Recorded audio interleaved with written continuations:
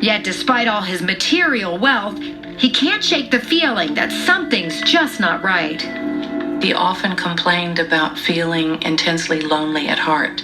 We'd be sitting in bed at Graceland, and he'd flip to the monitor of the gate and say, "Look at all those throngs of people down there, honey. All those people love you." He said, "No, they love Elvis Presley on the marquee. They love who they think Elvis Presley is. They don't know me." And he is still troubled over his career path, guided by Colonel Parker. But beneath the laughter, Elvis is dealing with a very real spiritual hunger. His show was a triumph, of course.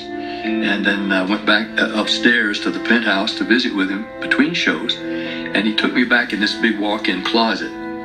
He says, "I wish I could go to church like you do." He says, "I miss that." I said, "You can. Why don't you?" He says, "No." He said, the kids would be wanting autographs. I'd distract from the preacher, and they'd be looking at me instead of him. And I said, "You don't think that's happened to me?" "Yeah, that's something you have to work out." But it's an important thing to remember that no matter how famous and how powerful and how celebrated an individual is, we do them a tremendous disservice by placing them on a pedestal and not allowing them to be human. We are all human, and sometimes the higher up on the pedestal, the farther they have to fall.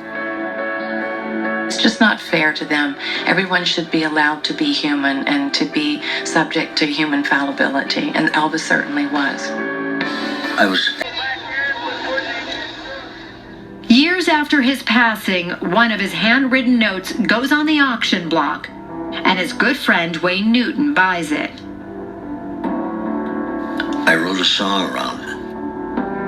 It's simply called The Letter, and I'm paraphrasing probably a little bit now, but the letter says, "I am so alone tonight. I wish I could sleep. I probably will not be able to sleep. I'm glad that they're all gone now. And all I can say is help me, Lord." Well, I obviously teared up. I mean, it's still today tough for me to talk about. But as I read what he had written, I took it to a different place. And I believe it's the place that Elvis was coming from when he wrote it. He wasn't doing it out of desperation. He was doing it and saying those things because he realized that he isn't alone.